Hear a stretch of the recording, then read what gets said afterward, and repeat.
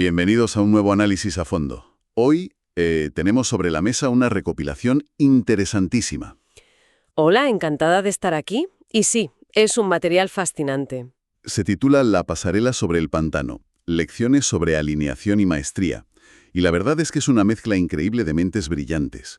Por un lado tenemos toda la sabiduría antigua de estoicos como Marco Aurelio, Séneca, Epicteto. Que nunca pasan de moda. Exacto. Y luego damos un salto enorme hacia figuras históricas como León Tolstoy o Charles de Gaulle. Para terminar aterrizando en pensadores muy modernos, claro. Gente de la talla de Robert Greene, Morgan Housel o Ryan Holiday. Eso es. La misión de este análisis de hoy es coger toda esta montaña de filosofía y extraer herramientas muy prácticas, cosas aplicables para el día a día. Hablaremos sobre el autoconocimiento, la verdadera maestría y por qué a veces la gente parece actuar de forma totalmente incomprensible. Y también sobre qué significa realmente la riqueza, que es un tema clave. Totalmente. Todo esto está pensado para quienes buscan un poco de claridad en medio de este mundo de sobrecarga informativa constante. Así que, vale, vamos a desgranar esto. Vamos allá. Porque el material arranca con un proverbio que, a primera vista, suena casi como una amenaza de película de mafiosos. Dice, si no quieres que nadie lo sepa, no lo hagas. Sí, suena a advertencia pura y dura. Claro, pero la interpretación que se le da en el texto es completamente distinta. No va de cámaras ocultas, ni de que te vayan a pillar. Es una ley del universo sobre nuestra propia mente. El testigo definitivo de cualquier acto somos siempre nosotros mismos. Lo fascinante aquí es cómo ese proverbio establece el único punto de partida válido para el crecimiento real, es decir, la evaluación precisa de uno mismo. La idea central es que resulta imposible avanzar sin entender primero y con absoluta claridad dónde se está parado. No se trata de mantener una buena imagen pública. Ya, de aparentar. Eso es. Se trata de erradicar la mentira interna. Para construir cualquier habilidad o forjar el carácter, hay que medir las propias capacidades de forma milimétrica. Ni inflarlas ni subestimarlas. Es un ejercicio de pura objetividad. Fíjate, me encanta que menciones eso de no subestimarlas, porque suele ser una trampa enorme para mucha gente. Pero antes de entrar en ese detalle, hay una metáfora visual bellísima de Tolstoy. Ah, la del pantano. Sí, inspirada en Epicteto, que vertebra toda esta filosofía de hoy. Compara la vida con una estrecha pasarela de madera construida sobre un inmenso pantano. Es una imagen muy potente. Mucho.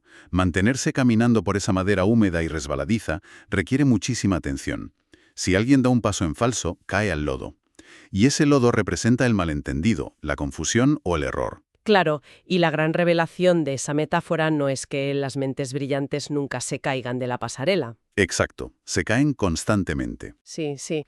La diferencia está en que, en cuanto notan el lodo en los zapatos, vuelven a subir. Sin embargo, quienes carecen de ese autoconocimiento entran en pánico, se agitan y acaban hundiéndose todavía más en el pantano. Y ahí es donde conecta directamente con lo que hablabas de la evaluación precisa. Justo. Ryan Holiday rescata conceptos de Séneca y de Goethe que abordan precisamente este equilibrio en la pasarela. Siempre escuchamos que el ego es el gran enemigo, que el mayor peligro es la arrogancia, porque esa soberbia es lo que te hace dar el paso en falso hacia el pantano. Pero la otra cara de la moneda, según Goethe, es igual de destructiva. Valorarse por debajo de la valía real. Creer que uno no vale lo suficiente. Exactamente. Creer que falta capacidad o indignidad es simplemente otra forma de ceguera. Espera, detente ahí un segundo. Porque la arrogancia es muy fácil de detectar desde fuera. Pero, ¿cómo se evita esa trampa de la subestimación en la práctica? Es decir, es muy común sentir el síndrome del impostor o pensar que los retos que tenemos delante son demasiado grandes. Es una pregunta fundamental. Y la respuesta que ofrecen estos pensadores se basa en mirar la evidencia empírica del pasado. A ver, ¿cómo es eso? Pensemos en las crisis económicas severas, las tragedias personales ineludibles o incluso las pandemias globales que la sociedad ha atravesado. La resiliencia colectiva e individual demostrada en esos momentos es asombrosa. Ya, es verdad que aguantamos más de lo que creemos. Mucho más. Superar todo eso no es producto de la casualidad, es la prueba irrefutable de una enorme capacidad de resistencia. Y basándose en esa evidencia real, se introduce un consejo maravilloso de la escritora Dorothea Brand, que dice: Actúa como si fuera imposible fracasar. Bueno, a ver, suena un poco a frase motivacional de taza de café, ¿no? Como si invitara a ser un insensato temerario que va por la vida sin pensar. Podría parecerlo, desde luego, pero la profundidad psicológica aquí es otra. No invita a la temeridad, sino a reconocer un hecho puramente biológico. El miedo al fracaso consume una cantidad brutal de recursos cognitivos. Interesante. Imaginemos que el cerebro es un ordenador. Si el 80% de la memoria RAM se gasta en anticipar la caída al pantano, en calcular qué pensarán los demás o en imaginar el peor escenario posible... Te queda muy poca energía para resolver el problema en sí. Exacto. Queda poquísima. Pero al decidir actuar asumiendo que el fracaso no es una opción, toda esa energía mental se libera de golpe. Es una redistribución de recursos. La concentración en la pasarela pasa a ser absoluta. Aquí es donde se pone realmente interesante. Porque una vez que logramos liberar esa energía y dejar de sabotearnos, pasamos a la acción. Pasamos a la búsqueda de la maestría. Y para abordar esto, en las fuentes se menciona a Robert Greene y su concepto de llegar al interior de las cosas. Un concepto clave. Sé que Greene tiene una visión muy particular sobre cómo aprendemos. ¿Podrías desglosar cómo funciona exactamente esa transición hacia la maestría? Si conectamos esto con el panorama general, Greene describe el viaje desde el esfuerzo consciente y torpe hasta la competencia inconsciente. Cuando alguien empieza a aprender algo nuevo, todo es externo, opaco y hostil. Pensemos en la primera vez que alguien intenta conducir un coche con cambio manual. Madre mía, qué estrés. Totalmente. Los pedales, la palanca, los espejos, el volante... Todo parece una trampa mortal diseñada para hacer que el motor se cale. Es como si las reglas estuvieran fuera de ti. Eso es. Las reglas son externas. Pero con paciencia, repetición y constancia, esa barrera se rompe. De repente, el coche se convierte en una extensión del propio cuerpo. Las reglas se han interiorizado. A eso se refiere Greene con llegar al interior. Claro, dejas de pensar en el embrague y simplemente conduces. Es el mismo ejemplo que dan con los grandes deportistas de élite. Hablan de los quarterbacks en el fútbol americano, que cuando alcanzan ese nivel de maestría suprema, describen una sensación casi mágica. Afirman que el juego, literalmente, va más lento. Ven los huecos en la defensa antes de que ocurran. Exacto. Tienen tanto espacio mental liberado que ven cosas que los demás no ven. Exactamente. Pero hay un peaje inevitable para llegar a ese estado de fluidez. Y aquí es donde la gran mayoría tira la toalla. El crecimiento personal habita única y exclusivamente en lo desconocido. Es incómodo. Muy incómodo. Cuando se intenta dominar el piano, un idioma nuevo o un puesto de trabajo diferente, la sensación inicial es de estupidez y confusión. La reacción instintiva de cualquiera es pensar que no sirve para eso, que está fracasando. Ya. Sin embargo, la filosofía subyacente indica justo lo contrario. Sentirse abrumado o perdido es el indicador definitivo de que se está en la frontera del propio conocimiento. No es un error del sistema, es el proceso de asimilación funcionando correctamente. Fíjate, es un alivio escucharlo planteado así. Sentirse perdido significa estar en el lugar correcto.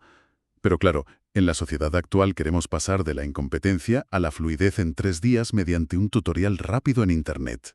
Así es. Y el material nos da un buen baño de realidad recordando el antiguo adagio romano festina lente, que se traduce como apresúrate lentamente. Una paradoja brillante. Brillante, sí. Para dominar algo hay que ir despacio, dejar que el cerebro consolide la información. Y se acompaña de un proverbio africano fabuloso que dice, para ir rápido, ve solo. Para llegar lejos, id juntos. Esa es la distinción crucial entre movimiento y dirección. La obsesión moderna por la velocidad y por coger atajos suele generar muchísimo movimiento, pero muy poca dirección clara. Vas derrapando a todas partes. Exacto. La velocidad pura, si carece de momentos de reflexión profunda o de la compañía adecuada, es simplemente ir rapidísimo hacia ninguna parte. Totalmente. Pero esto abre un melón importante, la verdad. Si asumimos que mantenerse en la pasarela de madera requiere tanta paciencia, tanto autoconocimiento y lentitud, ¿qué ocurre con el resto de la gente? A ver, Porque no caminamos solos por este pantano. Constantemente vemos a otros tropezar, tomar decisiones que parecen absurdas o empujarnos sin querer. ¿Cómo lidiamos con la frustración que generan los demás sin perder el equilibrio propio? para abordar ese choque con los demás, las fuentes rescatan una reflexión de Marco Aurelio, que a su vez estaba citando a Platón. Ujú. Escribió algo profundamente compasivo. Dijo: Sus almas están separadas de la verdad en contra de su voluntad. Es un intento filosófico de entender por qué la gente hace cosas que desde fuera parecen irracionales o directamente perjudiciales. Es una frase poética, desde luego, pero bajémosla a la tierra. ¿Cómo se traduce esto en el mundo real? Porque cuando alguien se cuela descaradamente en la cola del supermercado, o cuando vemos a miles de personas caer en una estafa piramidal evidente... O seguir a voces extremistas, claro. Sí, gente que sigue a demagogos que gritan barbaridades. La primera reacción de uno no suele ser la compasión platónica, suele ser pensar que son ignorantes o que tienen mala intención. Es la reacción natural, evidentemente. Pero la propuesta de estos textos es cambiar el prisma. Las personas rara vez actúan de forma errática o destructiva por puro placer. Lo hacen porque su perspectiva del mundo está severamente distorsionada. Ya veo. Puede estar distorsionada por un algoritmo que les alimenta con miedos irracionales, por una educación deficiente o por un contexto vital de pura desesperación. Nadie se levanta por la mañana deseando ser engañado o deseando estar equivocado. Eso es una gran verdad. Para anclar esta idea, el análisis trae a colación la famosa apertura de la novela El Gran Gatsby. Recuerda que no todas las personas en este mundo han tenido las mismas ventajas. ¿Cierto? Juzgar las acciones de los demás desde una posición de ventaja cognitiva, emocional o económica es, además de injusto, una muestra tremenda de pereza intelectual. Es una cura de humildad maravillosa, la verdad. En lugar de enfurecerse porque alguien pisó el lodo y nos salpicó, se trata de intentar entender por qué resbaló esa persona. Al fin y al cabo, si hacemos un ejercicio de honestidad brutal, todos hemos estado equivocados en el pasado. Todos. Todos hemos defendido ideas absurdas en algún momento o hemos tomado decisiones financieras o personales desastrosas. Y cuando eso ocurrió, hubo amigos, familiares o incluso desconocidos que nos dieron un margen de gracia. Nos tendieron la mano para volver a subir a la pasarela. En lugar de pisotearnos mientras estábamos en el lodo. Esa es la clave. La conclusión de esta parte es que existe una especie de deuda moral, la obligación de extender esa misma cortesía y tolerancia hacia los demás. La paciencia debe ser siempre una calle de doble sentido. Totalmente. Y todo esto cristaliza en una máxima preciosa de los textos que invita a la moderación. Dice, sé amable con los demás, pero siempre sé compasivo contigo mismo. Me parece un equilibrio perfecto. Pero todo esto del esfuerzo consciente, de ir despacio, de cultivar la empatía y mantener el equilibrio sobre la madera húmeda requiere muchísima energía y tiempo. Esto plantea una pregunta importante. ¿Cuál? Si la vida es un desafío constante de equilibrio y los recursos mentales y temporales son tan limitados, ¿en qué debe invertirse verdaderamente la energía? ¿Cuál es la moneda de cambio real en esta existencia? Y aquí es donde entra una distinción brutal que hacen las fuentes entre el dinero y la verdadera riqueza, o entre lo temporal y lo permanente. Sí, este tema es fascinante. Hay una anécdota histórica sobre Charles de Gaulle que pone los pelos de punta. Este hombre dirigió Francia durante algunos de los momentos más críticos y convulsos de su historia moderna. El nivel de presión y de responsabilidad de un cargo así es inabarcable para cualquiera de nosotros. Imposible de imaginar, sí. Y sin embargo, a pesar de tener el destino de una nación entera sobre sus hombros, de Gaulle mantenía unos límites de tiempo absolutamente estrictos y sagrados. Y lo hacía para poder cuidar personalmente de su hija Anne, que tenía síndrome de Down. ¡Qué barbaridad! De Gaulle se repetía a sí mismo un principio inquebrantable para no perder el norte. Decía, la presidencia es temporal, la familia es permanente. Es un testimonio clarísimo sobre la jerarquía de valores. Y la verdad es que contrasta de manera muy cruda con una advertencia que hace el exjugador de baloncesto Shaquille O'Neal. Así, sobre los peligros del narcisismo. Exacto. O'Neal relata cómo, cuando el enfoque vital se reduce exclusivamente a uno mismo, a inflar el propio ego y acumular objetos de estatus, ocurre un fenómeno aterrador.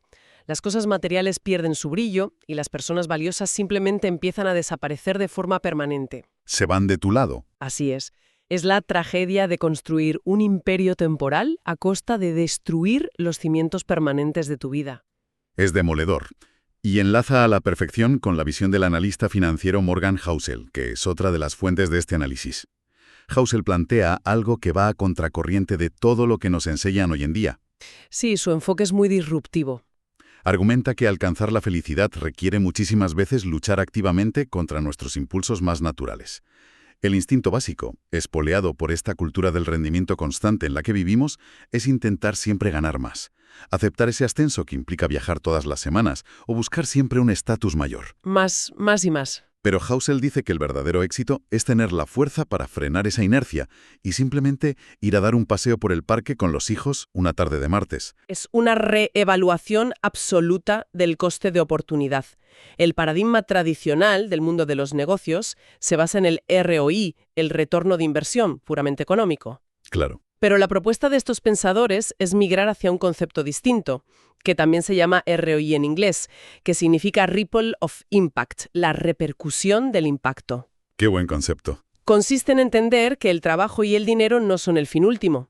No se debe trabajar solo para hacer dinero, sino que el dinero debe proporcionar la infraestructura necesaria para poder hacer un trabajo más significativo en el mundo, o simplemente para comprar soberanía sobre el propio tiempo. Hay una frase en el material que resume este cambio de mentalidad a la perfección. Dice, el dinero te hará rico, pero el tiempo te hará próspero. Gran frase. De nada sirve tener la cuenta bancaria llena de ceros si el calendario está secuestrado y la mente no puede desconectar ni 5 minutos para disfrutar de una cena tranquila en casa. Totalmente cierto. Y hablando de no poder desconectar, esto nos lleva al último gran bloque del análisis, que es cómo nos relacionamos con el momento presente.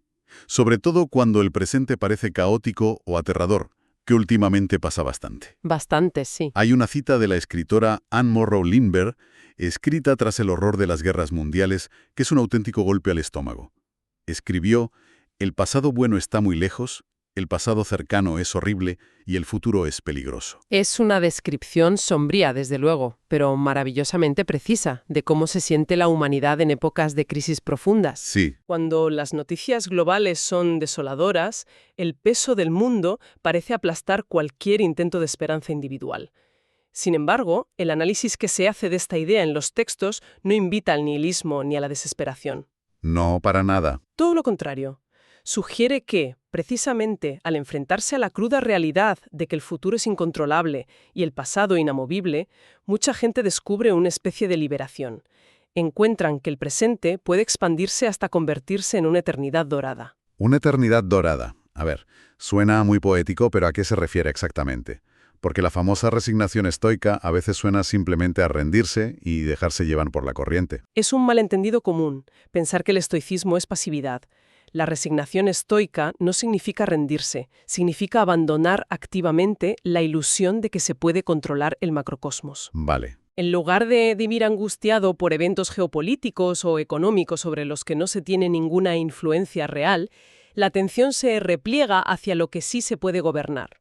Esa eternidad dorada se encuentra en extraer una cantidad inmensa de alegría y significado de lo minúsculo. De los detalles. Eso es, el calor de una taza de café por la mañana, una conversación honesta con un amigo, el silencio de un paseo por la naturaleza, es disfrutar del microcosmos. Y el ejemplo supremo de esto vuelve a ser nuestro amigo Marco Aurelio. Sin duda. Siendo el hombre más poderoso del mundo, no vivía precisamente unas vacaciones. Se enfrentaba a plagas que diezmaban a la población, a traiciones, a inundaciones y a guerras constantes en las fronteras de su imperio. Tenía motivos de sobra para vivir estresado. Y tanto, pero sus propios escritos revelan que no se hundía en la queja permanente por su mala suerte. Su actitud consistía en aceptar la realidad tal cual venía. Él pedía que se lo pusieran en su cuenta, como quien asume la factura ineludible que cobra la vida por el mero hecho de existir, y simplemente se ponía a trabajar en lo que tenía delante. Esa es la esencia. El mensaje final es de un pragmatismo feroz. Es innegable que cada día ocurren tragedias. Las noticias tristes son una constante histórica. Pero el hecho mismo de que el sol salga, de tener un nuevo día por delante, con capacidad para respirar, pensar y actuar, es en sí mismo un milagro estadístico y una excelente noticia. ¿Es verdad? El gran desafío es no permitir que el ruido externo robe esa conciencia del presente. Entonces, ¿qué significa todo esto?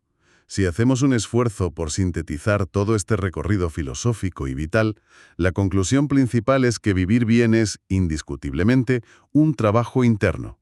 Es algo que ocurre de puertas para adentro. Sí. Implica el esfuerzo deliberado de mantenerse sobre esa estrecha y resbaladiza pasarela de madera, armados con un autoconocimiento honesto. Significa tener el coraje de buscar la maestría, atreviéndose a atravesar la etapa de la torpeza y lo desconocido. Requiere además desarrollar una empatía activa con quienes resbalan en el pantano del malentendido. Así es. Y fundamentalmente, exige proteger con uñas y dientes aquello que es permanente, como la familia o el tiempo de calidad, frente a las distracciones temporales del estatus. Es un resumen muy completo.